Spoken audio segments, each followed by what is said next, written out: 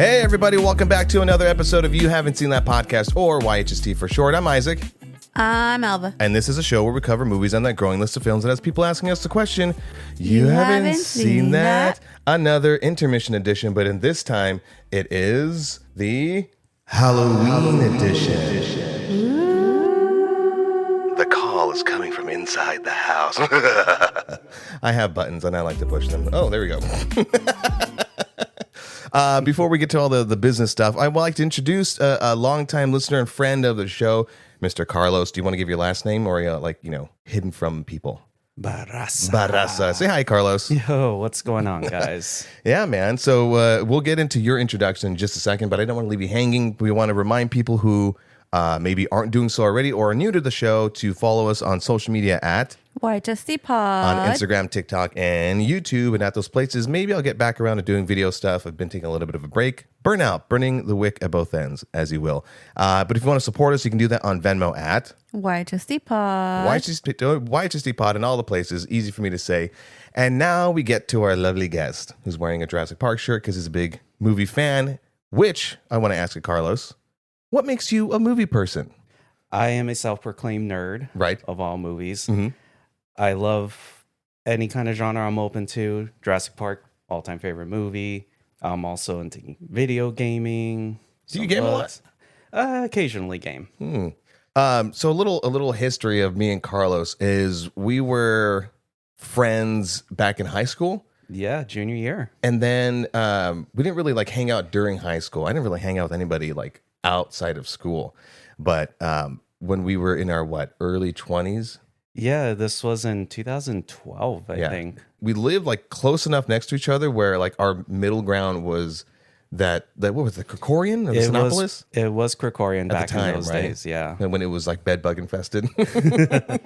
And we bumped into each other at Prometheus. Yeah, we were literally just walking into the theater room and we stopped dead in our tracks and we pointed at each other. It's wait a second. And then I was we saw the movie together. We didn't sit next to each other. It was assigned seating at the time still. No, actually we did sit next to each other throughout the whole movie because we were kind of cracking jokes about... Do we have assigned seating next to one another? No, I honestly don't remember. I think because since the theater was kind of I'm sorry, empty. You don't remember our meeting together? I don't think Aquarian had signed seating. Stay out of the Salva. It's you're not part of the story. Fine, whatever. Take myself and leave. No, so after we saw the Prometheus, which was a fucking stunning movie, by the way. Yeah, I know people complain about it as far as an alien movie, but anyways, different show. No, then I was hey, come back to my place for some drinks, and we had sex that night. Kinky.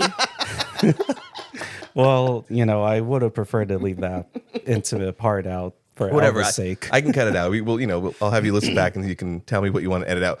No, so we fastly became friends after that, and after some years we had a falling out as friendships go, and I won't go into detail with all that other stuff. But as the universe happens, you started, I think you rediscovered us. You found us on social media again. You saw that we were doing a podcast. You started listening to that, and we started up a conversation again. And then we did have a couple of run-ins at this local La Puente Hills theater. Yeah. And then I was like, all right, let's fucking hang out again. And then here we are on the fucking recliner, dude. Welcome. I know. Well, glad to be part of this magical moment with you guys. Because this is our official Halloween episode. And so we have the candles. It's spooky. We're covering a horror film. We're covering Shelby Oaks. And we're going to get into that in just a second because I want to continue in this little getting to know you, Carlos. You've heard when we have guests on, we like to get to know their sort of movie-going experiences and stuff like that. So like you said, you consider yourself a movie buff? Yeah. Or just a movie lover? Because I don't call myself a movie buff. I'm no, this is why we have the show because I haven't seen all these movies.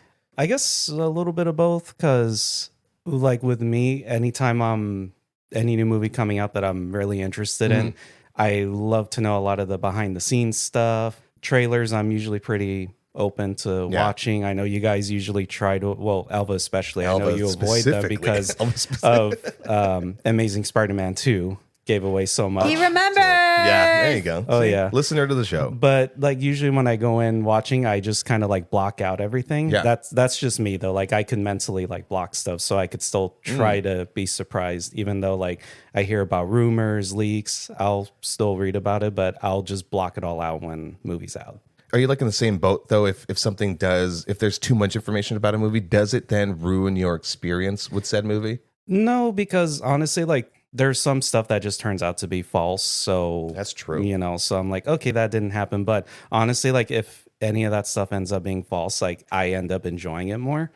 So I still kind of be surprised. What about set photos? Do you search for set photos, or how do you feel when they pop up? Honestly, because it's like so out of context, like you end up hearing like all these theories.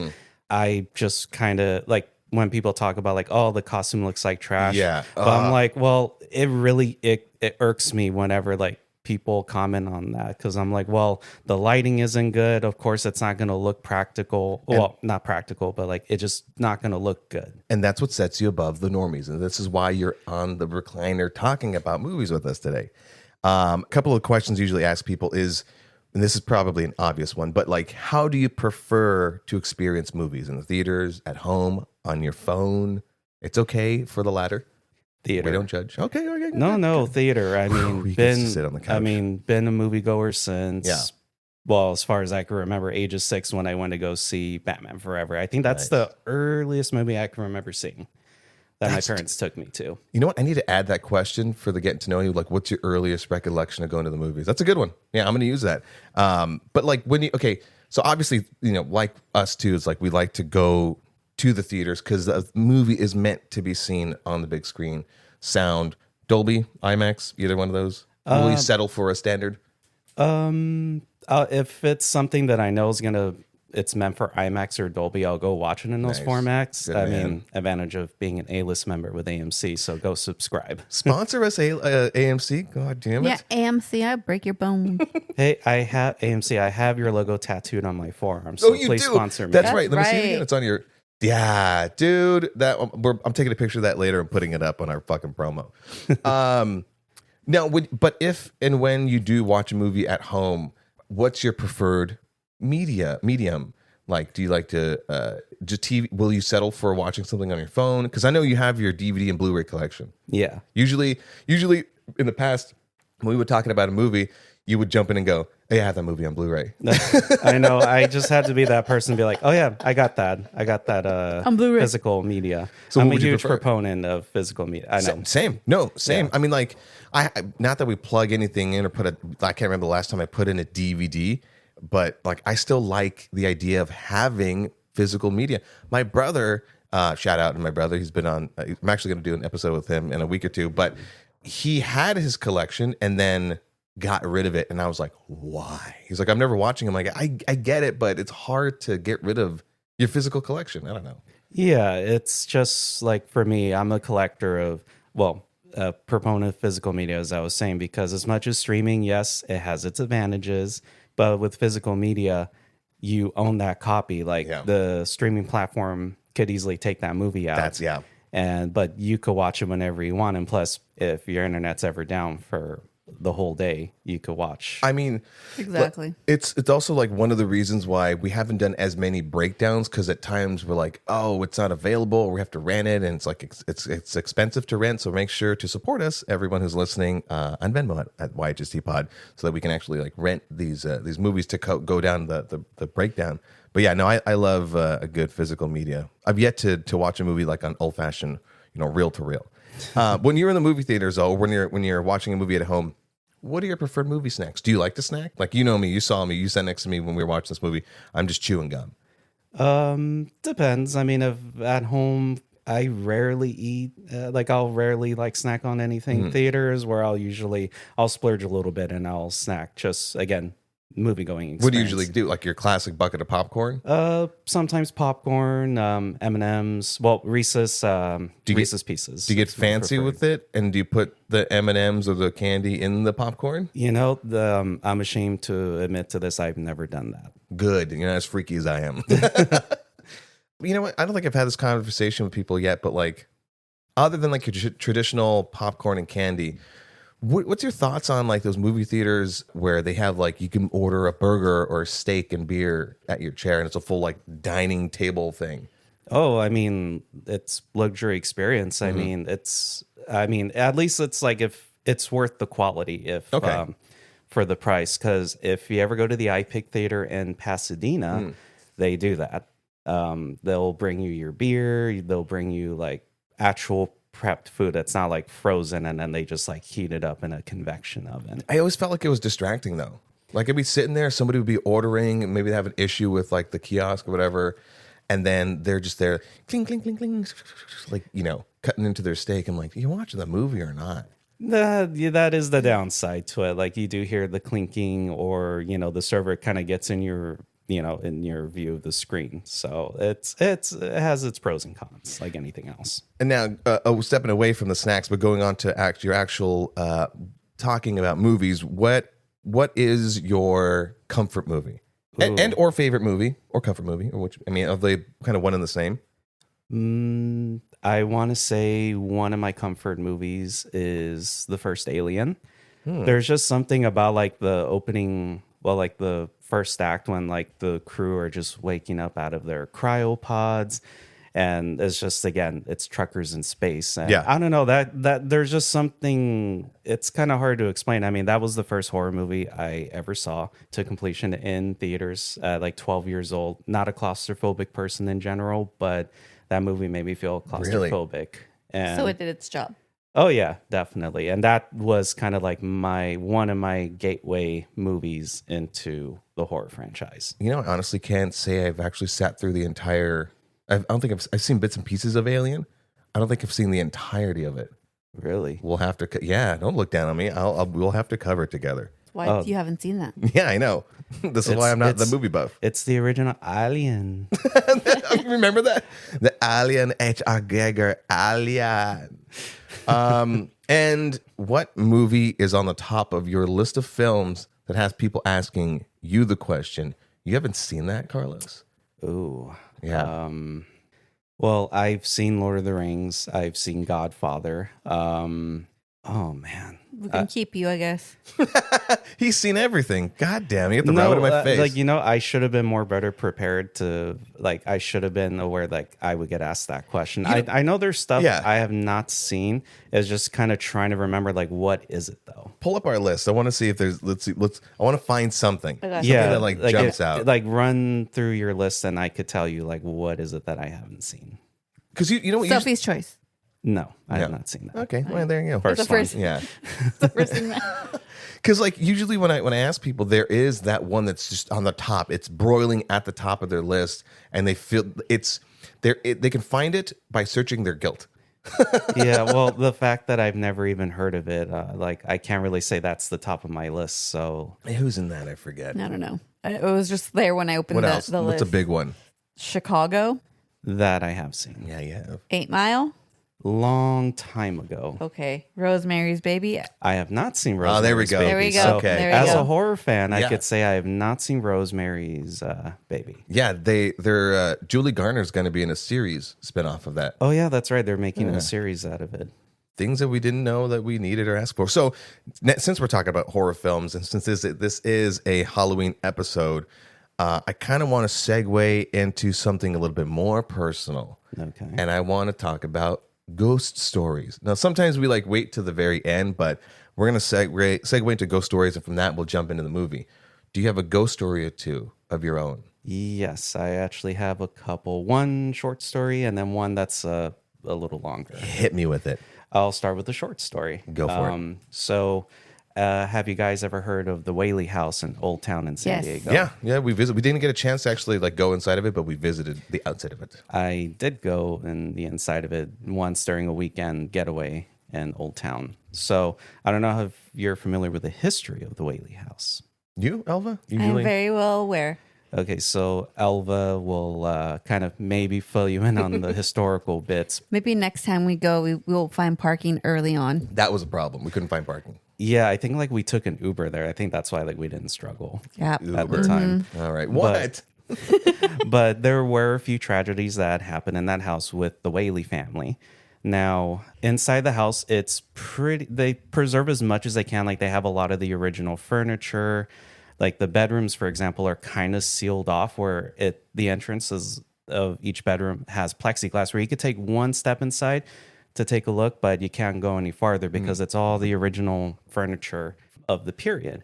So in the master bedroom, there's a rocking chair right next to where you could step in. I was taking a picture and all of a sudden I started to feel an overwhelming sense of sadness, heartbreak, devastation. I was feeling all these things times 10, which has never happened to me. And I just started to get really anxious. And I'm like, you know what? I'm sorry. I can't stay in this room anymore. I don't know why. So I step out. Yeah, I felt that before. Not that house, but before. So there was one of the historians that were, telling stories. And I was overhearing that in that bedroom that I was just in that rocking chair, the story goes that the matriarch of the family, they had an 18-year-old baby that passed away from scarlet fever. While she was rocking the baby, sitting in that rocking chair. Oh, geez. I know what room you're talking about because I did a U-turn. I walked in, walked out, be like, nah, I'm going back downstairs. Oh, shit. Mm-hmm. Yeah, so I'm like, was I feeling what, the matriarch, what Mrs. Whaley may have felt at that moment? And I'm like, holy hell, that's never happened to me in any place I've been to. And I never stepped one foot back into that room because it was just too much for me to handle. So I was okay venturing around the house, but I would not go near that bedroom. And we'll get to your second story because I think on this podcast did I tell the Ouija board story? I believe so. Okay. You tell that story. I tell it all the time, right? In our friend's haunted apartment, and then we'll get to our new ghost, full corporeal apparition. But you just but you just reminded me though that I do pest control, right? And I'm in so many houses. I'm in houses that are like physically they look creepy, but there's nothing creepy energy wise. And so recently, a couple of weeks ago, I was in a house that I've serviced for years on the outside, but this is the first time I've actually been inside and left alone in it. And I started on the second story, just doing regular like maintenance stuff, and I just felt maybe not as intense as you were describing, but this feeling of like someone's watching me, like a thick energy to the room. And for those who don't know, I'm absolutely a skeptic. I try to debunk all these things when someone's like, I saw a thing moved. I'm like, I'm sure 'twas the wind or a bit of bad mustard.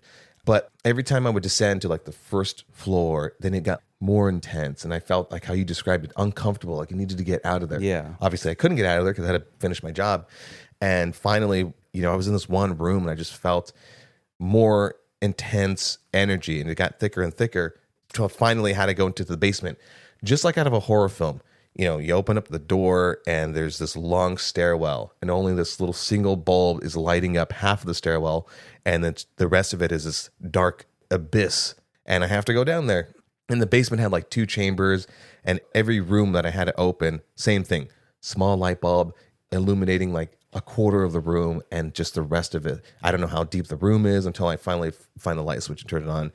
But being down there was like, I needed to get out of there. So I finally, short story long, I finally finish up as I'm exiting and have to go through like the foyer. It's almost as if like the energy is sort of chasing after me, and I feel like my heartbeat is increasing. I'm breathing heavier. I can't wait to get out of there, to the point where I finally exit and I can feel just all that energy like recede back into the house, almost like little tendrils, if you will. I'm getting chills talking about it. And a weight just lifted off my chest, feel safe and comfortable outside. I could breathe again. I can't really explain it away. I mean, I don't really suffer from anxiety attacks, and this didn't feel like that. I don't ever really have an anxiety attack where it's like location based, Mm-hmm. So that's my energy story wise. Alva, what do you got? I don't know. I think I have too many. I can't just pick one. Well, talk about our recent ghost. Okay, so this is amazing. Okay. I named him Bob because I don't know the name of the person. Okay, Just Bob. just Bob. They needed a name, so we're walking to do the laundry together. Of course, it's a straight shot. You could see the laundry room from where we're walking down the hallway and stuff. We see someone kind of walking to the laundry room. It's a very small laundry room. Only 4 machines, 4 dryers, 1 entrance, 1 exit. There's no way of anyone getting out. The window is very small. There's a gate next to the laundry room, but that one has a padlock. So if you don't have the key, you can't even go that way. Usually when we see someone that's in the laundry room, we wait outside. We see a person go in. Cool. We're still a little bit further away. So we're like, by the time we get in there, maybe they're going to be leaving. We see Bob going in. We see nobody coming out. Now, the kicker of this is like, we sort of like unspoken clock the person, right? And because it's such a small laundry room, the etiquette is you wait outside until that person's done. You know, they leave, you go and you do your thing. And so I wanted to kind of check how many machines were available. So I kind of do a peek in and I look back out and my eyes are wide. She goes, "What, is he in there?" I go, you saw someone go in, right? She goes, "Yeah." I go, "There's nobody in here." She goes, what are you talking about?" She goes in, she goes, "No, I definitely saw a person go in here." I'm like, I saw a person. There's no shared delusion. We both saw somebody go in there. Like a regular fucking person. Not some like, so a new ghost. Not like a, Victorian woman in white kind of thing. Somebody had gone in there and didn't come back out. There's no fucking hidden secret panel. It's not some sort of entryway to a speakeasy or nothing like that. And I'm looking at it, but here's the thing. She has a history of, supernatural things. So this is my first time of actually seeing something that I 1000% can explain. Yeah. And I even checked the machines to see if there's anybody in there, like, because I can't explain it. And I look back at her when she sees the realization in my face and she just goes, "Mm-hmm." I go, "What do you mean no him?" She goes, "Mm-hmm. That was what you thought you saw." And that's it. And then we did our laundry and that was it. We never saw Bob ever again. Yeah. Wow. Yeah. So it's like this is not a glitch in the Matrix or anything like that. I said the same thing too. I'm like, what? We are in a simulation. That's what glitches are. There's nowhere to hide in that room. It's so small. Yeah. Wow. I know. So let's end it with your story. Alrighty. So for my second story, this involves a little international traveling. So back in summer 2019, me and my ex at the time, we had traveled to Mexico City with her mom to try to track down a childhood friend. And my dad's actually from Mexico City. So I'm like, okay, cool. I get to go and see his old stomping grounds. During one of our leisurely days where we were kind of like, okay, let's kind of travel around, we decided to go to the infamous Island of the Dolls. Either of you heard of it? Yeah. This one. You had that pulled up fast. I did. Yeah. So for anyone that might not be familiar with it, it's located in Xochimilco and it's in the canals. There's a lot of canals there in Mexico City. In a nutshell, there was a hermit that lived on that island and one day finds the body of a little girl that drowned right up the shore of the little island. Not long after he found the body of this little girl, he finds a doll washed up on the very same spot, supposedly, that may have belonged to her. So he kept it and he hung it somewhere on the island as a way to kind of honor her and her memory. But he then started to collect all these dolls that he would find like in trash heaps, just... As one does. Yeah, as one does. So he was, I guess you could say he was a dumpster diver, but... No need to put labels on people, Carlos. I know. I'm so sorry. May he rest in peace. But the story goes is that he may have done it under the influence of the spirit of this little girl because she was probably telling him to collect these dolls. So he collected so many that the entire island is just, you could literally look in any direction. There's a doll hanging right by your head. But once we get to the island, I'm taking a bunch of photos. So I kind of wander off and I'm recording a video, just walking around, trying to capture as much as I could. There's, again, so many dolls everywhere. You can only get so much in one shot. As I'm walking, I notice in my peripheral, one of the dolls, a baby doll, I got the sense that it was staring directly right up at me. That would be unnatural because if you see pictures on your screen, the dolls are naturally, when they're hanging, their heads are kind of slouching downward. Good point. This doll was in an unnatural position to be staring at me directly up at me. So I got that sense and I pan over to see if I could capture it. So as I was turning, that doll's head just turned downward into the natural position. So in the video, you'll see that I'll focus on that doll for a couple seconds just to kind of be like, wait, did I see that? Oh, and then I just heart chills right now. So then I just kind of like pan off to record a little bit more. So after I stopped recording, I'm like, what the hell did I just witness? I'm like, were my eyes playing tricks on me? Because What a lot of people do claim when they visit the island is that they either hear whispers coming from the dolls or that they're staring at them. This one was staring right at me. Dear God. I will never go on that island. I'm No. so sorry, but I won't. I don't like dolls. I am confirmed that I do not like dolls. I also do know that back in like what the 1700s, 1600, whatever, dolls were known to be like a vessel. Like usually a doll was made after somebody died because you can keep their soul. No, thank you. I'm fine without a doll. I'm fine without visiting this island.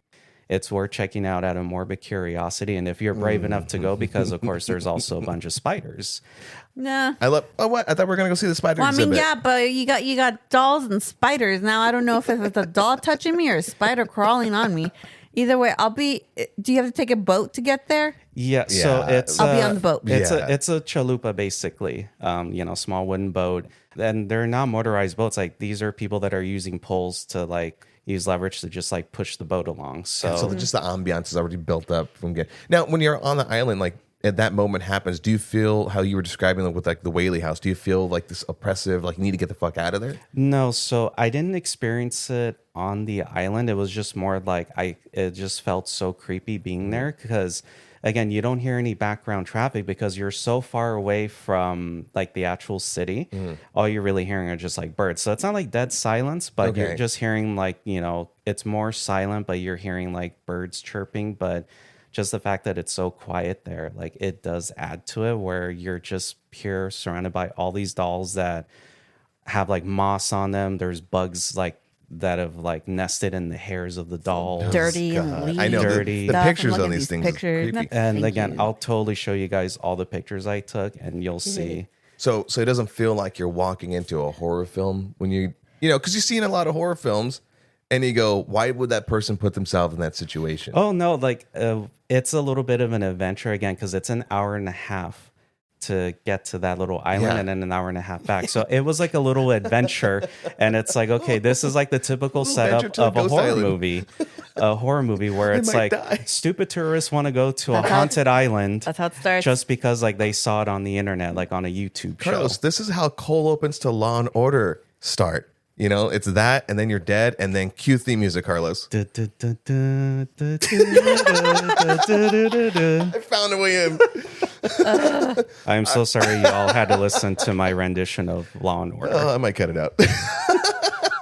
It's cool. So, going into the horror films now, let's go ahead and talk about this Chris Stuckman written and directed movie, executive produced by Mike Flanagan, Shelby Oaks. When did you first hear about this movie? Like trailer, announcements? Oh no, so I've been a follower of Chris Stuckman. I've been subscribed to his channel for the better part of 13 years. He's been doing it a while. Oh yeah, so I've been watching him. I have 11 more years to go in order to make my own movie. Exactly. But yeah, and it was pretty much when he first announced it on his YouTube channel that he was starting like a Kickstarter campaign to fund a feature-length film, obviously it'd be an indie film. And I was like, wow, like this guy who's very passionate about movies is really now on the path to do what any of us movie geeks or movie lovers would aspire to do, to make a movie. And he did that. There's been a couple of movies that have come out recently. I say recently, but whatever, the last 10 years maybe, where the directors and or writers have come from the internet, for lack of better phrasing, like the Philippou brothers for Talk to Me and Bring Her Back. Fede Alvarez, right? Oh, yeah. We're talking Alien. He did Alien Romulus, but before that, his first feature film was the Evil Dead reboot. Yeah. You know the year on that one? I think it was 2013. You see, we like years around here. Damn. Love you, Rudy. Thank you for listening, following. And it's one of the, because he did like Fede Alvarez specifically did like a short film, and I like this thing where you don't have to have done short films that maybe have been in Sundance, just maybe internet stuff. You're creating internet stuff that's so significantly talented, if you will, that people that have the ability to help you make your project, your idea, can do exactly that. Before then it was like Robert Rodriguez pulled himself up by his bootstraps and, created opportunities for people. And it's really awesome to see current producers and directors and everyone that has, the heavy hitters like Mike Flanagan that recognize certain talent like this. Basically the history that I had from Chris Stuckman himself was that after reviewing the 2013 Mike Flanagan movie Oculus, Have you seen that? I haven't seen that. I have not seen that one either. I was looking at the cast and I was like, oh, it's the fucking chick from Doctor Who. And there's like some big people in there. So I want to get around actually watching that. And Mike Flanagan, by the way, I even pulled up here real quick. Mike Flanagan like has some good, do you know some Mike Flanagan things off the top of your head? Movies that he's made? Mm-hmm. Oh, well, my favorite one being Dr. Sleep. Bingo. So a lot of it's been like horror themed things. A lot of the notable ones were on Netflix. The Haunting on the Hill House, Bly Manor, The Fall of the House of Usher. And then, Midnight Mass is another notable one.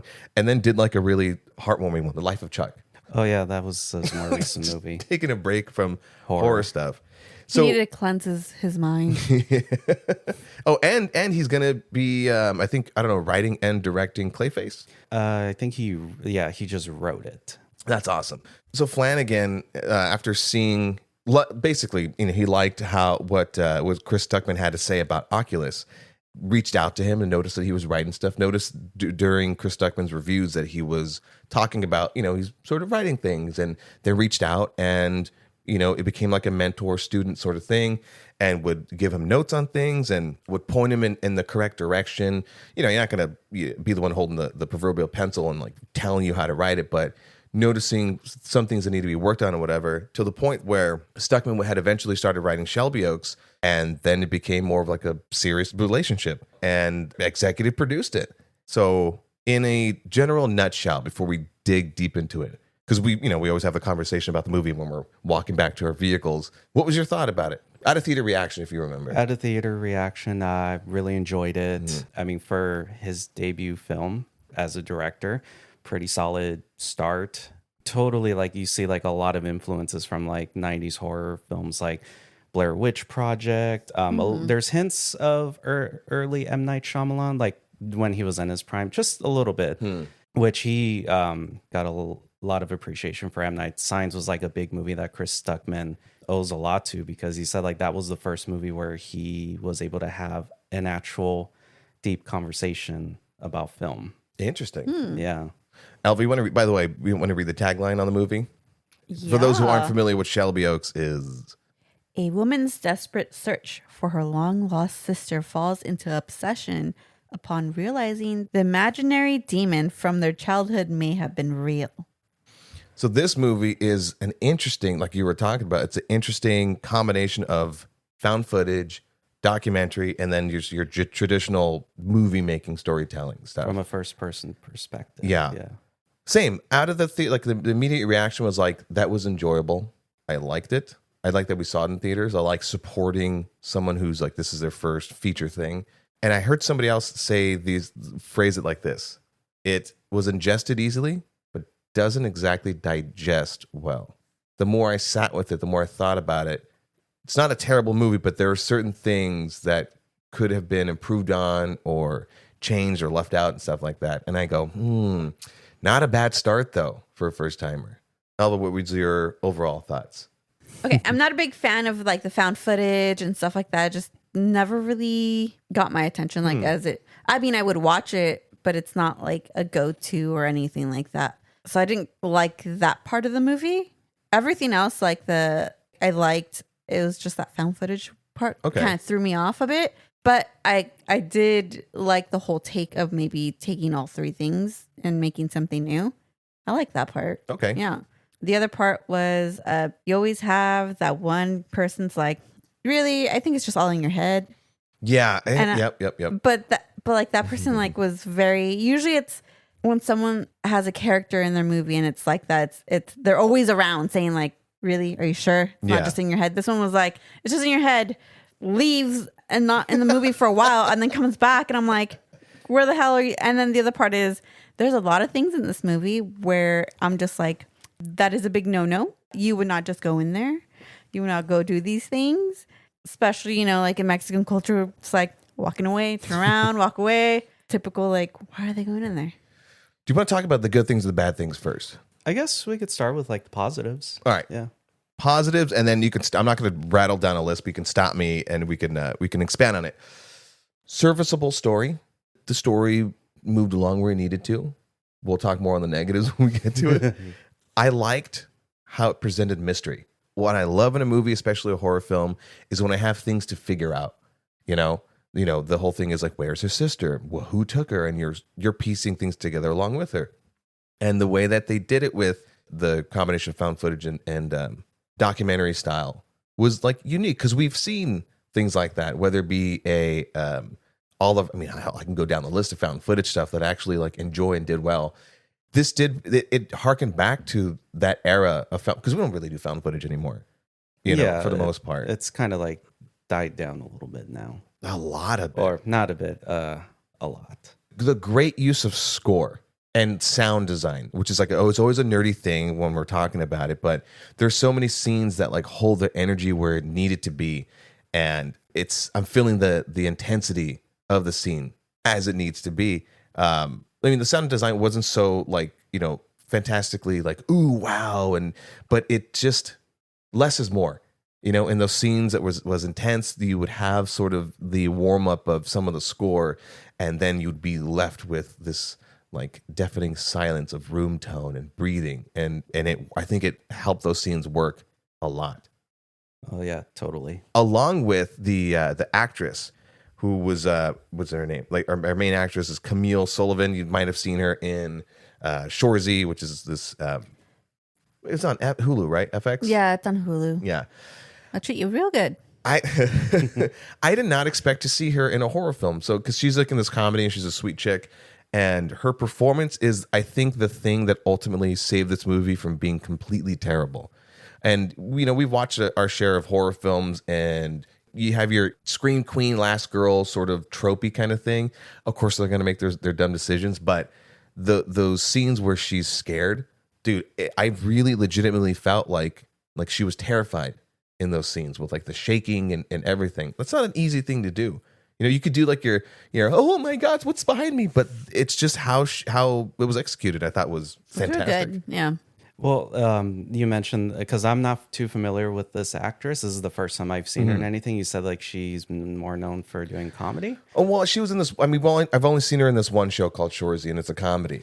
Well, because it for me just further reinforces that people that come from comedic backgrounds tend to do better acting, especially like in horror films, because comedy is such a difficult thing. Yeah, and like you see like directors like Jordan Peele who come from a comedic background, and look how well now he's established himself as a horror director. She's done a couple of other things, and I have yet to look into them, but I don't think anything is actually like in the horror round nor comedy round. She just happens to be like the straight person in this comedy Shorzy.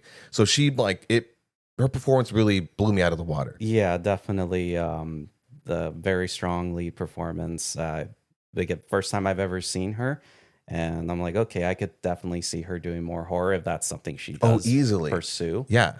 We always talk about all these other movies, and they're like our new scream queens. Well, she is also in this other movie. When you look her up, it's like the top 4.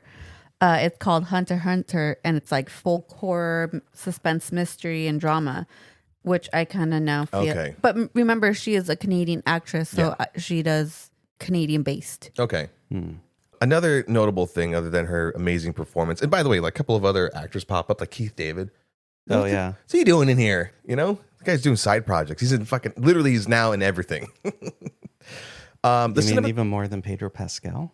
Oh my God. I'm so glad we talked about it in Weapons. I'm so glad he was in absolutely everything. I don't hate on the guy. I think he's okay. He does what he needs to do, but there's some roles where I'm like, could have been somebody else. Oh yeah. The cinematography was stunning. For this lower budget movie, this kind of an indie film, right? I think Stuckman does have a future in directing. A lot of it lends to the emotional storytelling of it. Like for instance, when it's the lead and her husband, they're at opposing places in their life, and so they're sort of shot from across frame, and in the middle is a crib that has been used as storage. Something simple. And it illustrates their broken relationship. Just something like that. To like when they're in the prison, which by the way, that's Shawshank Prison. Oh yeah. Oh nice. He went there on location. Fucking awesome. That prison's great. There's a scene, it's like the long hallway or like the walkway. You could have shot this any other way, but that looked fucking stunning. Like it was creepy, and it feels like when I was a kid looking down a long hallway. You kind of get that push-pull without actually doing the dolly zoom push-pull effect.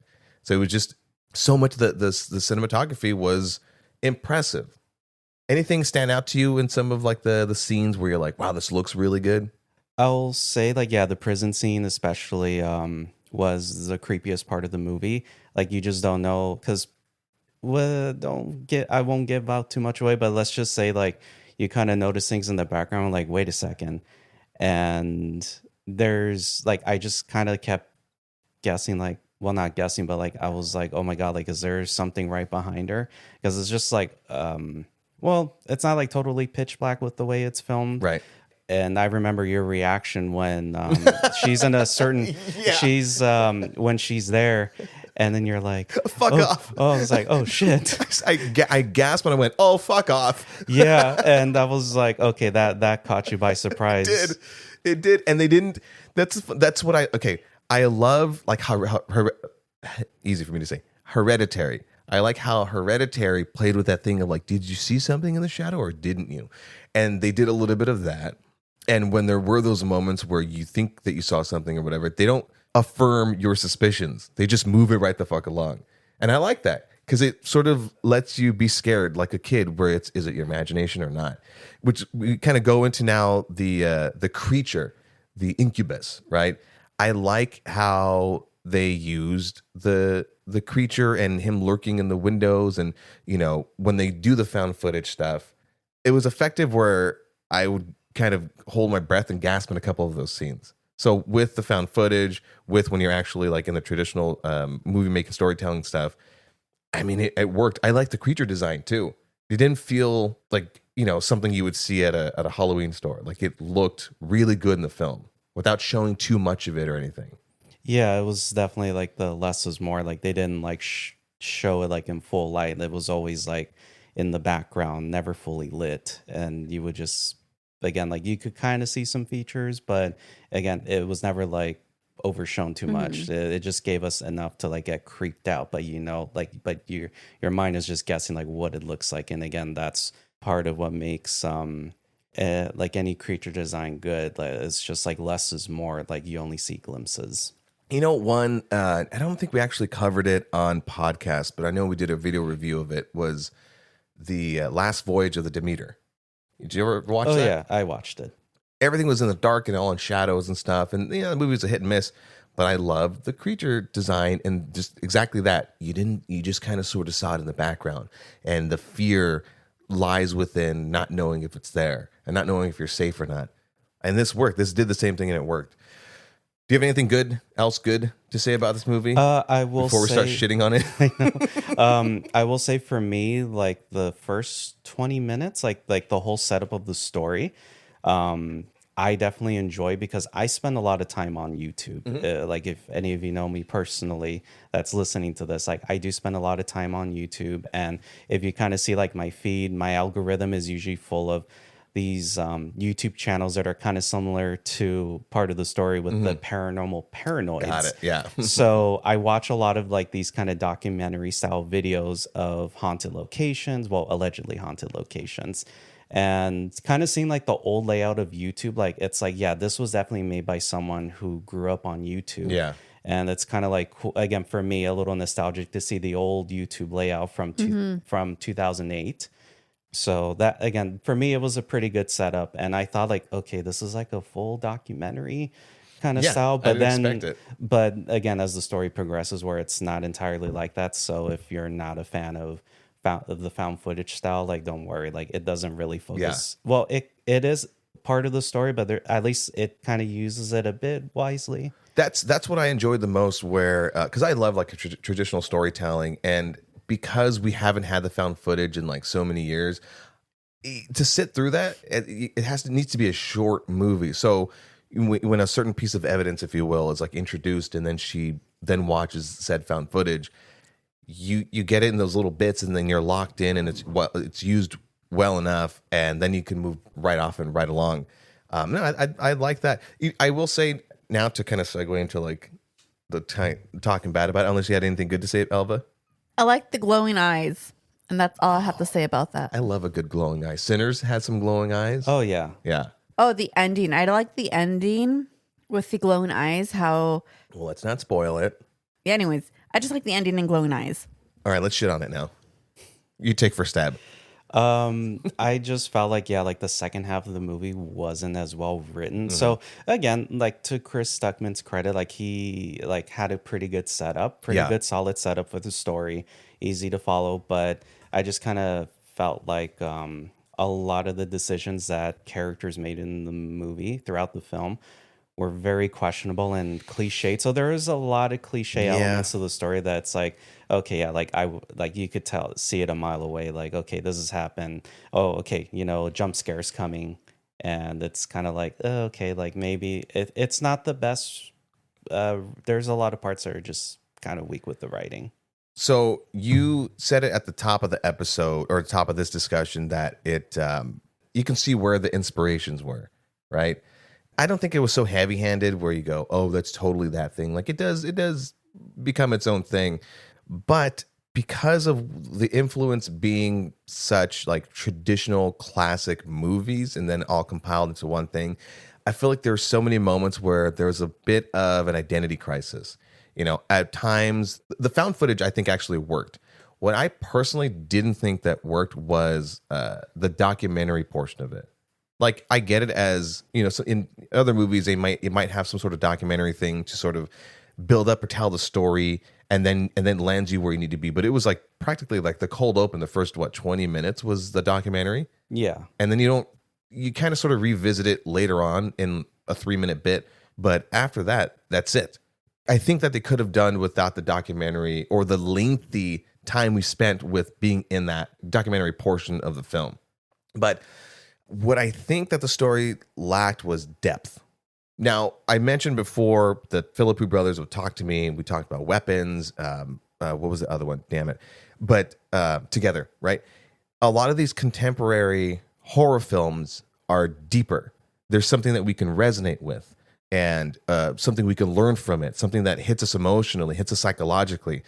This movie didn't do that because the characters were a little flat. And it kept this movie from really excelling past what it could have been. In horror films, I say this a million times, you want to care about what's happening to everybody, right? Not just being like, oh, she's scared, now I'm scared. Now it's you want to feel the risk. And I don't feel like I necessarily felt a risk, and I don't necessarily felt like I cared that she was searching for her sister. Like there needed to be some sort of emotional establishing of their relationship, and they didn't have it. You're introduced to the sister, and then she's gone, and then her older sister's then searching for her, but past that, like it just wasn't deeper. I don't know what Stuckman could have done to put in there to make it feel deeper, but that was the thing that I realized, because when we left the theater, I was like, it was cool, but it felt like it was missing something. And I think that's what it was. Depth. And then who said it earlier that like her character was cool, but it was some shit where you're like, you're going to a prison in the dark at night. What are you fucking doing? Oh, that's me. Yeah. That's me. I'll have Alva say this because she always says it. What kind of stuff was it? Some white people shit. White people shit. I'm telling you. They never learn. And for us Latinos, we're like, nope. You know what? It's fine. I don't need to know how she disappeared. I don't even want to do it. And if I don't want to do it, why would anybody else? Okay, so her husband lives in the house with her. They have a broken relationship, but they're still living together. His only reason he's there is to say, I don't believe you. I think you need sleep, and I think you're crazy because you're a woman and you're on your period or whatever the fuck, guys like that in that role say. And then you said it perfectly. And then he's gone, and then he hops back in to be an asshole, and then he's gone again. There should have been like in the beginning, and then they divorced, and then he never has a role throughout the rest of the film, because then that would make more sense for her to go to the prison at night. If you're together, even though you're not, in a broken relationship, you're at least going to go, hey, asshole, I'm just going to borrow the truck. I'm going to go to this prison by myself. And then he can kind of have a thing. There's none of that interaction. Also, if you're in the weird city. You live in a creepy. Okay, so because Shelby Oaks is basically like this abandoned city, right? Yeah.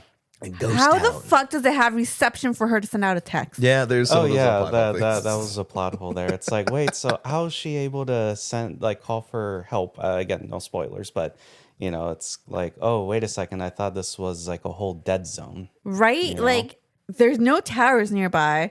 Clearly, she's driving like an old beat up truck. I'm like, you have a nice house. Where is a decent car? And maybe this is a little bit And too... I don't mean like brand new. I mean like at least a little modern with GPS. This might be a little too spoilery, so I might decide to cut it out later. But she is basically given a new piece of evidence and keeps it from the law enforcement, which I think didn't work in the film because there was a detective who actually gave a shit about finding her sister. Also, isn't that tampering with evidence? So doesn't that make her like, a problem? Well, I guess also the for the paranormal paranoids, certain decisions that those characters made. I'm like, really, like, okay, these guys are clearly into like morbid, paranormal, creepy stuff. I'm like, has anyone ever seen a horror film? Like, you don't do stuff. You don't go out to hear, if you hear a noise out in the middle of nowhere, why the hell would you go out to investigate? Can I say it again? What? Yeah. That's some white people shit. Yeah.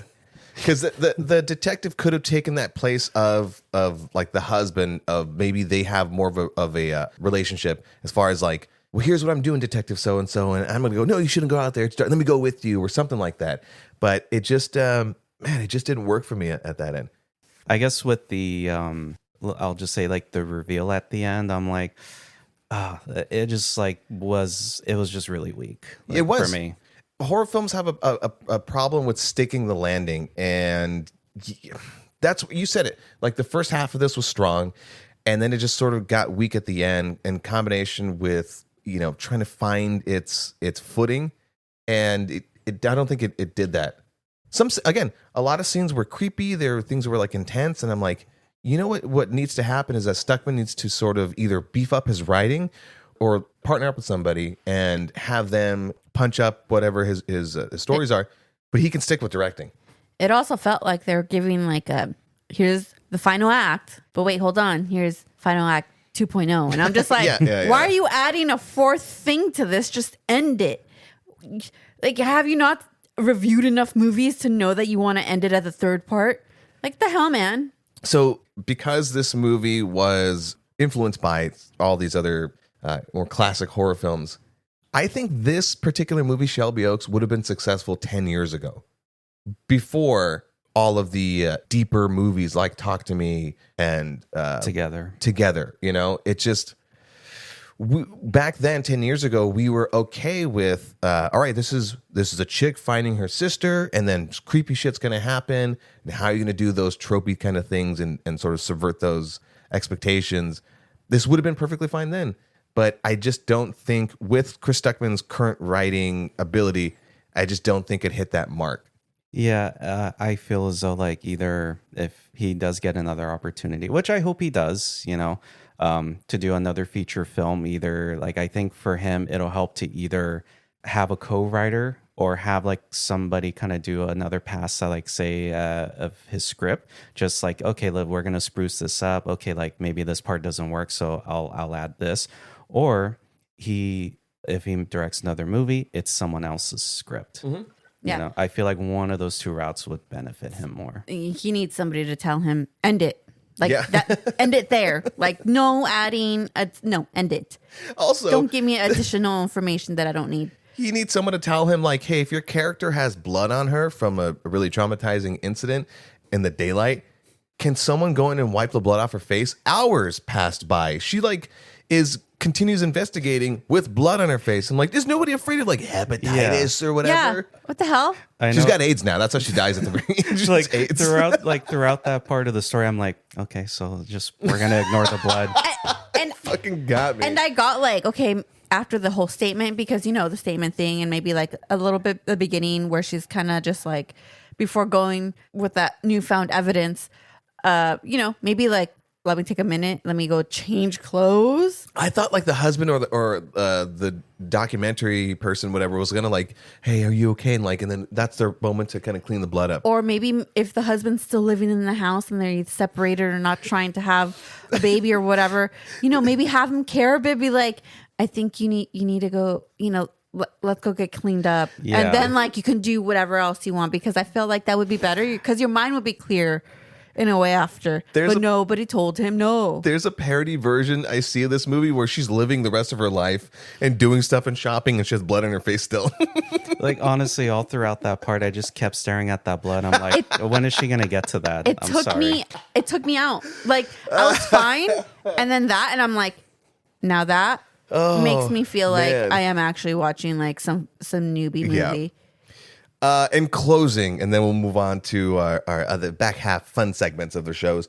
What would you recommend this movie to people? I mean, even though we kind of chat on the back half of it, what are your overall thoughts? In closing, like for me, again, it's a solid debut film. Again, you're not always gonna stick the landing, which is fine. It's there's always gonna be it'll always have imperfections, but for me, I would say if I were to tell a friend, like, yeah, if you want to see something creepy, and it's like, okay, the found footage part, it's a genre that's not for everyone. Yeah. But I would assure them it does play a part in the story, but it is not the dominant form of the point of view. I'd have to prep them for it. Yeah. So it's like, don't worry, it'll stick to like a regular storytelling perspective. So I would say, yeah, I would say you don't have to rush to go out and see it, but still support independent filmmakers. So I would say, yeah, like it's worth the view. I don't have more to say because you wrapped that up perfectly. Alva, do you want to try to top that? You want to embarrass yourself? I'm kidding. If you want to go watch the movie, go watch the movie. If you don't, then don't do it. Your political stance on it. Just fuck me then. All right, let's move on to I don't even know if it's our penultimate because we got the YHST fresh. We're gonna talk about our scary movie list, by the way, that it was supposed to be like science proven most scariest movies. I want to get your take on that, and then we'll end it with some trivia. It's a long episode, but we're having a lot of fun. So typically, every other episode, me and Alva alternating, going back and forth on guessing the Rotten Tomato critic and audience score, as well as giving our own personal rating. But since we have a guest, we're going to let him guess and give it all the other ratings. So from 0 to 100, 59 and below being rotten, 16 and above being fresh.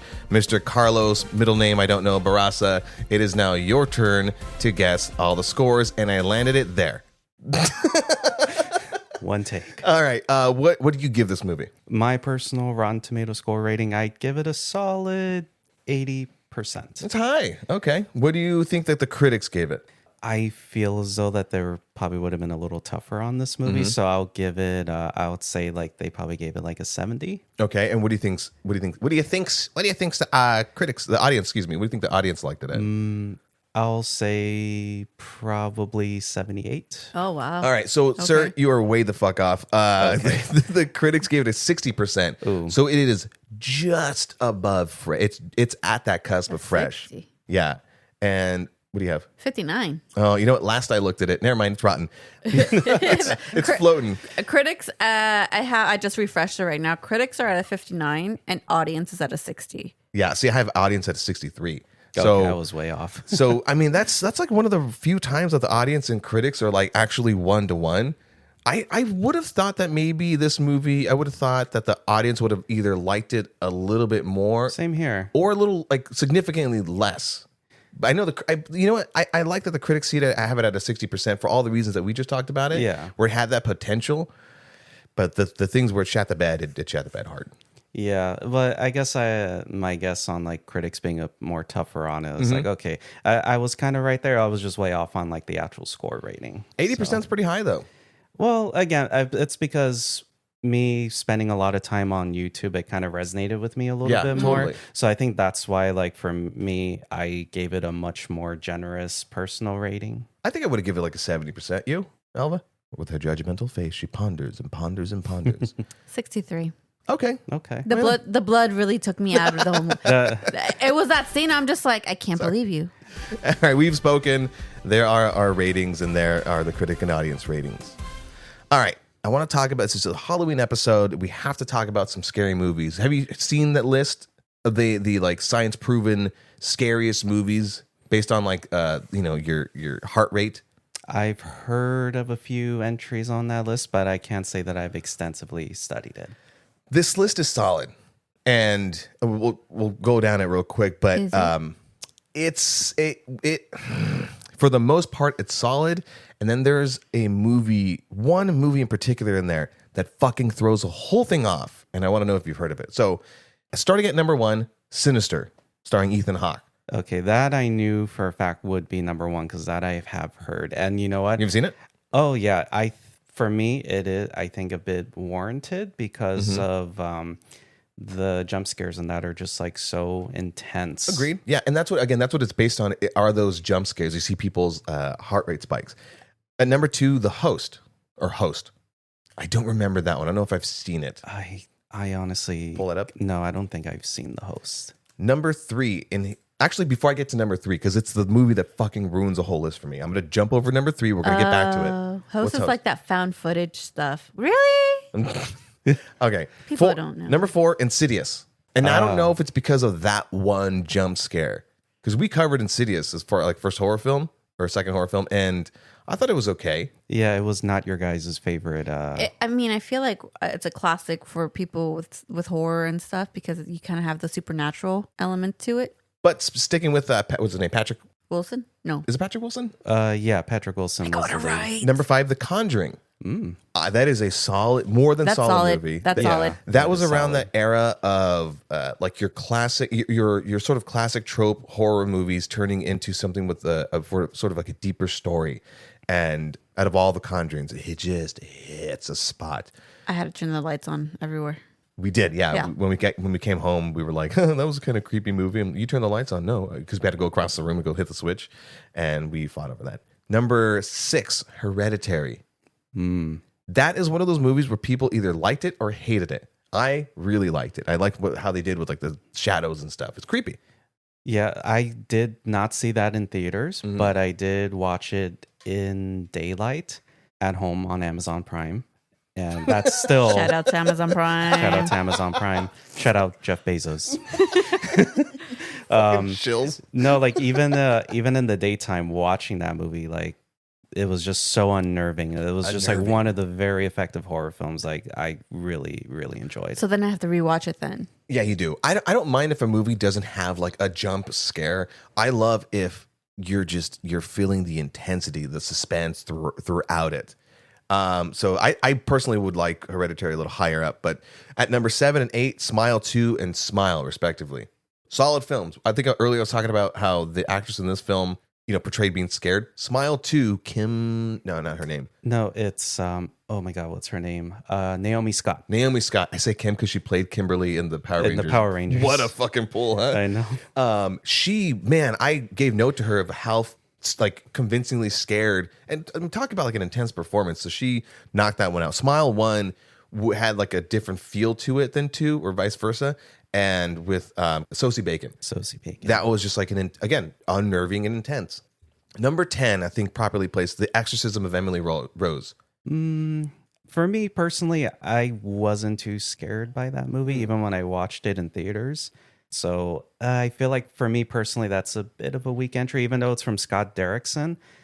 But for me, I don't think it should be on that list at all. Really? Yeah. I will say I do own that on DVD. So do I. All right, guys, put it away. I don't know. I like a good exorcism movie, and I've seen like a handful of them. I don't know what the cutoff is on this whole list. Like, where is the original? William Fredrickson. I always struggle to say his last name too. That guy, William Friedman, I think. No, I think Friedkin. If you want to fact check, I think it's William Friedkin. I think it is Friedkin. Survey says. Oh, Alva can't fucking pronounce these things. It's Friedkin. Friedkin. I can't pronounce names. I sit corrected. I don't know like why that one isn't on this list. So I don't know how far back they're going. I don't know. At number 11, Talk to Me. Speaking of the Philippi brothers, solid movie. 12, Hell House LLC. I have not seen that. I had never heard of it. Number 13, The Conjuring 2. I can't remember it. I guess it's okay to be on there. I think you introduced this film to me. Number 14, It Follows. No, it I don't think because I only just saw It Follows about a year ago. Oh, okay. So that's the one where it's like the sexually transmitted haunting. Yeah, it's the paranormal STD. I'd rather have the clap. And at number 15, The Dark and the Wicked. I've never heard of that. Neither have I. So because I've the other ones I haven't seen, I'm like, all right, whatever. But the number 3 movie that completely destroys this list, as far as like it's all bullshit, Skinamarink. Oh, okay. I know of it, but I've not seen it. Do not waste your time. I will say, like, I did hear a lot of people just crapping on it because it's like, what did I just watch? I'll give you this. It's like having ambient noise in the back because you need it to sleep. It's exactly that, because it made me sleep throughout the whole movie. Yeah, like that vinyl ambient noise or whatever. I can't do it. I'm no Lawrence Winslow. But it was like, I love a good analog movie where, you know, like the Texas Chainsaw Massacre with like the gritty look of it. And this thing tried to make a whole movie based off of like, what if this film was analog looking and analog sounding, and then we don't write a story around it. Like, it's literally the camera is pointing at the window, and then you're holding that for 30 seconds, and then pointing at a corner of a room, and then a lamp. You don't actually see any characters' faces. Oh, that I have heard. Like, you don't really see. No, it's like I'm nothing. Zillowing the inside of someone's home 3D tour. And anytime there is any kind of, I mean, you would even call it dialogue. It's so unintelligible that they have to have captions. What kind of fucking movie? So there's no story. I mean, maybe I'm being like aggressive about it, but there's no story. There's no story. It just, nothing moved along, and it was 90 minutes, and I was like, oh my God, I felt every single second of those 90 minutes. It was rough, dude. It was so fucking rough. And I shit on Doug about it all the time because he's like, hey, I've heard about this film. And the trailer looked interesting because I'm like, whoa, that feels intense. Went to go see it. As soon as we walked out, Al was like, I fell asleep. And I was like, what the fuck? He's like, and Doug goes, I'm really sorry. I didn't know it was going to be that bad. And here's the thing. I kept waking up throughout the whole movie. I slightly dozed off multiple times in the same part. Because every time I woke up, it was the same thing. And I'm just like, yeah, there's nothing. This is mindful. I'm like, I think I'm in a different state of mind. I kind of want you to watch it though, Carlos, because I want to see your take on it. Because every time it pops up, either in this kind of horror movie list or, you know, its actual posts, there are more than half of the people that are like, wow, it was such an experience. It was intense. It was art. And everyone else is like, are you on fucking drugs? Did we watch the same thing? What the and it makes me angry. Oh, I get so mad, Carlos. I need you to watch it. I feel like they're on shrooms or something if they got that kind of effect. Because I'm telling you. Yeah, that's the movie to watch on shrooms. Like, I do not like bashing movies, but this one is one that I will get bashed on repeatedly. Oh, boy. So I need you to watch Skinamarink. Yeah. But before we close out on Scary Movie List, what is your top recommended horror film? I know at the beginning you mentioned Alien. Yeah, the original Alien. It's a slow burn film, but if you really want to feel claustrophobic, even if you're not claustrophobic in general like I am, definitely give it a watch.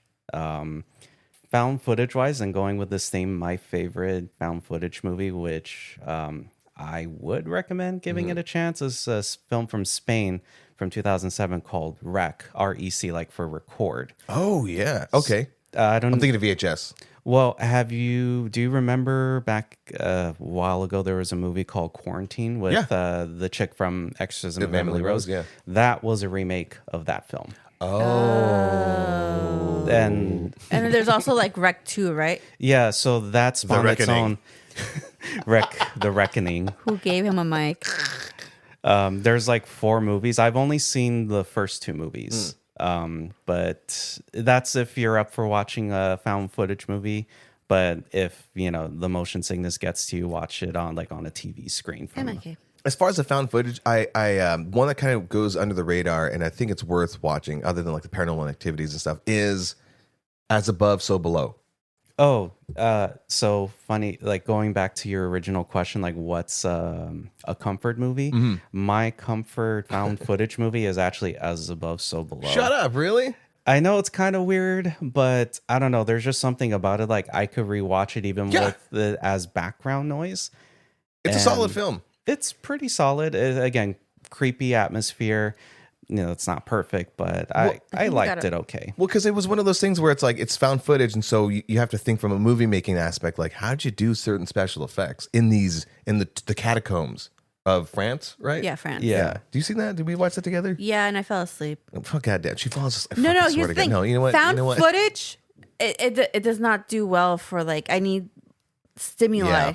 So that's one of those things. I think that's why I also don't like found footage movies, because I end up falling asleep. What would you recommend as like a top horror film? Something that people have to see? Because I got one, and I mentioned it earlier. So I'm still pondering. Nobody asked me this question before. I don't really have one. Wait, what was the one that recently made me jump not that long ago? Oh, I don't remember. Whatever that one was. I mean, that's not a title. Oh, whatever that one is. Selva. You see what I have to deal with, Carlos? I think anything's very like done like either supernaturally would good. Well, give me a title. Give me something. I don't know. I would say just Exorcist. The original. Exorcist. See, now you stole my Oh, answer. no. Texas Chainsaw Massacre. Original? Yeah. Nice. Nice. There you go.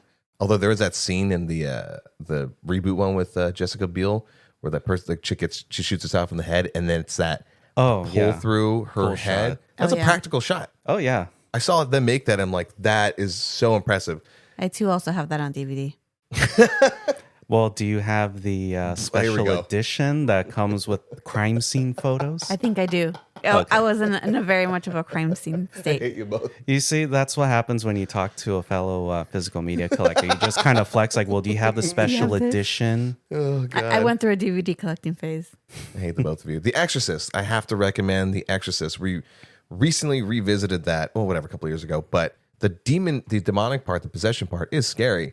It's everything leading up to it when they're trying to rely on science to figure out what the hell's going on with Regan, that is that much more terrifying of how they're torturing her, basically.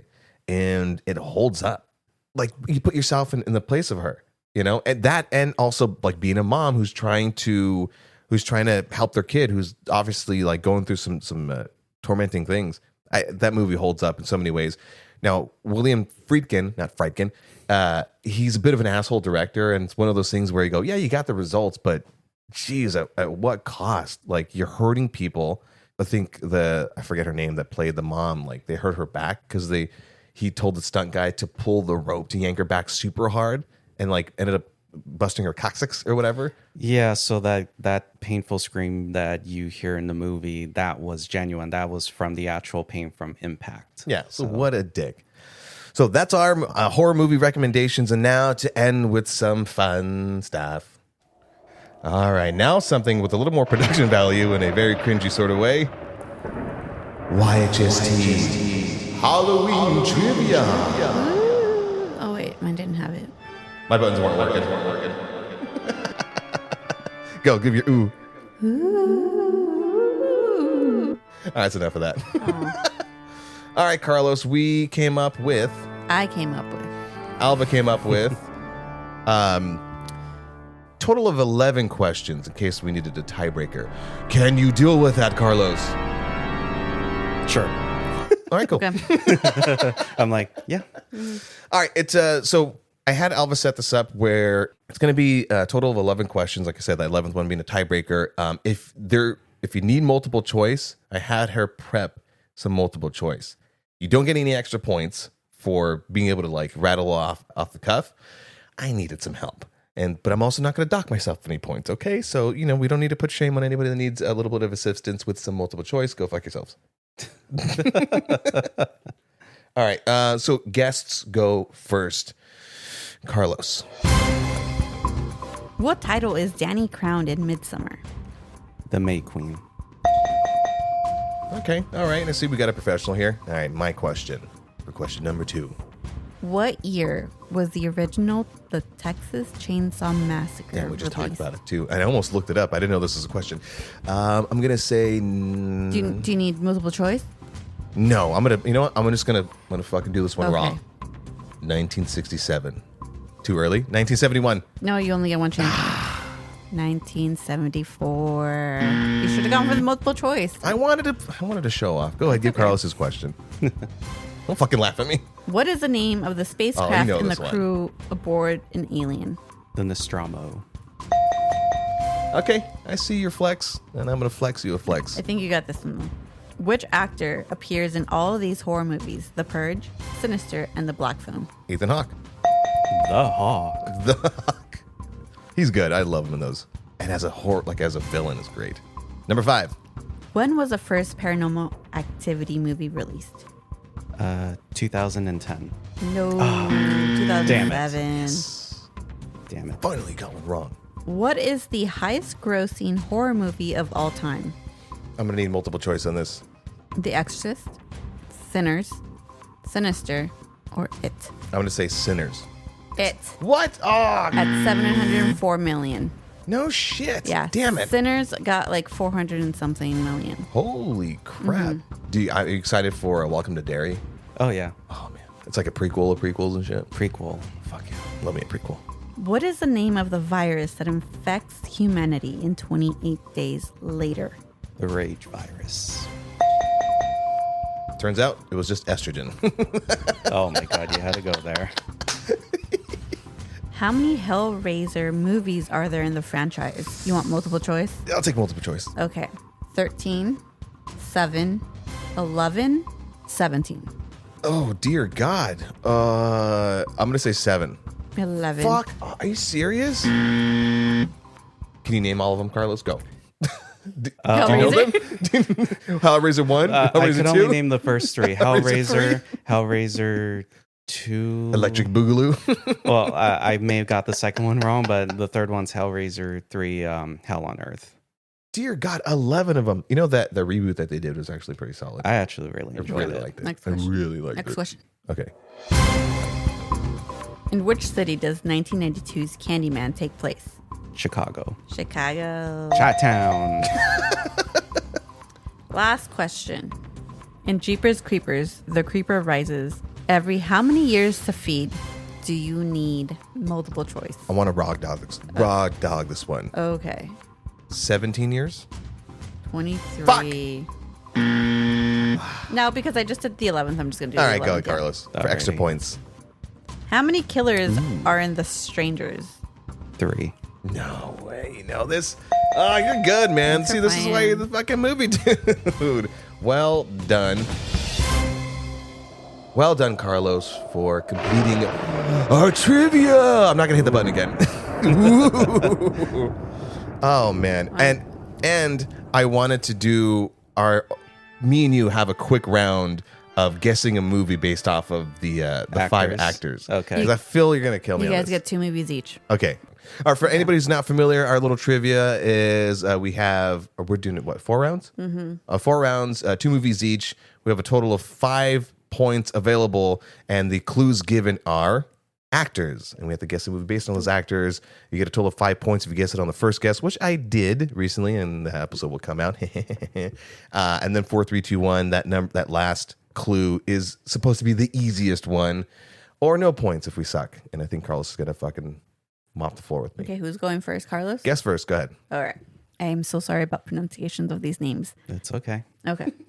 I'll forgive you in advance. For 5 points, Susanna Thompson. Okay, no, I can't guess anything on that first. You get a free guess. You can just throw a title Yeah. out there.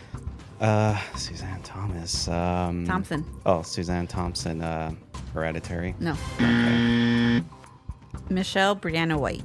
Oh, yeah, I'm not too familiar with this actress. No? Okay. This one's a little tough for me. For 3 points, George Young. Oh, man. You're really I giving got me some nothing on it, tough too. I ones. know. I can't just spew out titles it could be almost anything. Okay. For 2 points, Maddie Hassan. Oh, man, you're I've really got nothing killing for it me either. here, Alva. Yeah. No? Okay. For 1 point, Annabelle Wallace. Who? Annabelle Wallace. You have it? Annabelle? Yeah. No, not the movie. Oh, okay. I'm sorry. What the hell's the movie? Malignant. Okay, I have not seen it. Oh, okay. So. See, Yeah. I didn't have a basis of I just randomized the thing, and I thought everyone would. I'm sorry about this. Yeah. This is why we do. No, That's why we had but problems I'm with it. glad, also, now I'm making them, too easy. It's okay. I'm cool with the challenge. We make Okay. that the 4th round, damn it. All right, hit me with My mine. bad. Okay. For 5 points. Bill Paxton. Alien. No. Alien. Oh, I had so No, I got you're a couple more guesses. Damn it. For 4 points. Maria Conchita Alonso. Aliens 2. No. Oh no, I know where I'm getting wrong. Wait, all right, can I take it for my third guess? Can I give say me the actor. Ruin Blades. Is it Aliens? No. Damn it! I totally thought that was it. I like how you look at him. You're like, I got this. I got this. Yeah. He was like, Bill Paxton, Mary Conchita. What the fuck? For 2 points. Gary Busey. Gary Busey. I'm Gary Busey. I'm sorry. Bill Paxton, Gary Busey. Do you know it? I know it now. You know it? I don't know it. I'm gonna let Carlos take the steal to take the points. Predator 2. You got it. For 2 points. Fucking guy. God, I don't remember that movie because the last one would have been Danny Glover. Danny Glover. Jesus Christ. All right, Carlos, your guess. You get 2 points. Paul Adelstein. I love hearing you try to pronounce these fucking... For 5 points. Paul Adelstein? Adelstein? Adelstein. No, I can't guess on that first one. Janet McTeer. For 4 points. For 4 points. Janet McTeer. No, still no guess. Okay. Nicholas Hoult for 3. Oh, it's not Warm Bodies, is it? No. Oh, damn. For 2. Ray Fiennes. Oh, is it The Menu? Yeah. Oh. Damn it. Duh. And the last one would have been... Anna Taylor-Joy. Anya Taylor-Joy. All right. You got a total of 4 points. I got nothing. All right, let's see if you Is get this the final round? Yeah? See if you get this one. Oh, no. Don't fucking widen your eyes at me. Gary Durden. Durden. Tyler Durden. Fight Club. No. For 4 points. Ron Perlman. Hellboy. Nope. No, he would have been number 1. I should have brought the beers out for this, damn it. For 3. Dominic Pinano? Is it Blade Trinity? Nope. For 2. Winona Ryder. Beetlejuice? Nope. No. Ron Perlman and Beetlejuice, get your act together. Duh. This one should give it away. You know it by now? Oh, wait. Do you know it by now? No, not yet. Okay. Winona Ryder, Ron Perlman. Those are like my top 2 names till I try to narrow it down. And I can't even figure them in a movie together. Okay. This one will give it away. Okay. Okay. Sigourney Weaver. I got nothing.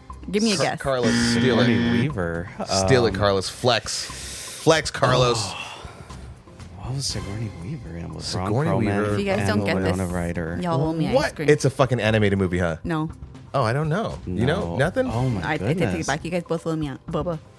What is it? Hold on. I know I don't have too much time 5. left. 4. No, I 3. can't guess either. 2. I give up. Alien Resurrection. Oh, shit. God damn God it. It was right damn it, there. Elva. Jesus Christ. Carlos. No, I'm sorry, I'm not pissed at you. No, I'm just going like, oh, God damn it, I should have guessed it. I get Bubba. Oh, dear Lord. You know, see, that's what happens, though. You know, sometimes we're really good about this because we're always like, what's that movie with the actor? And this one was right there, a fucking matzo ball, and our minds go blank. Hey, and you know what? Even for like movie geeks, movie buffs, however you want to label yourself, like you will have your brain fart moments. And the thing is, when I looked up the Alien Resurrection, Yeah. the movie poster has Sigourney Weaver and Winona Ryder. So I'm like, okay. And I think it has Ron Perlman in the back or something. And I'm just like, Damn it. It's there. You ever seen a little fun fact where she made that shot from like across the court or whatever in one go? First take? Yeah, and Ron Perlman's reaction in that behind the scenes Holy clip shit. was like, I loved it. That just added to it. I'm like, great. that's why you don't fuck with Sigourney Weaver. They might come back. She might come back into the Alien franchise. You hear about this? Yeah, that like maybe she might come back with the right project, which she Yeah. almost did with Neil Romul- Blomkamp's Alien movie. Okay. I don't know. I'm as long as it works, as long as it's not so like, and here's Sigourney Weaver, you know, if it feels a little more natural. But anything else? Any last things you want to say to people before we close out? If we're talking about Shelby Oaks, give it a fair chance. But other than that, go support movie theaters. You know, attendance is at an all-time low. it's just from someone that grew up going to the theater all the time, like it's important, like go to theaters and collect physical media. I'm a huge advocate for it. Don't just rely on streaming. And since this is our Halloween episode and it's coming out the day before Halloween, I want to wish everybody a very happy Halloween. I hope everyone has a very safe and moderately sober Halloween. I love everyone. I mean it. And I wish everyone. I want to see everyone's costumes and let us know what horror films are on the top of your list. And if you haven't done so already, like I said at the top, remember to follow us on social media at Why Jesse Pod on Instagram, TikTok, and YouTube. And if you want to support us, a little trick and treat, you can do that on Venmo at Why Jesse Pod. In the meantime, thank you for listening to us. It was a long episode, but the Halloween episodes usually go the longest because it's a ton of fun. We love everybody. We mean it. Until next time. I was going to do same hype times. Wrong show. Let us know what movies are on your growing list of films that has people asking us the question. You haven't seen that? Ooh. Bail me. I'm a ghost. Bail.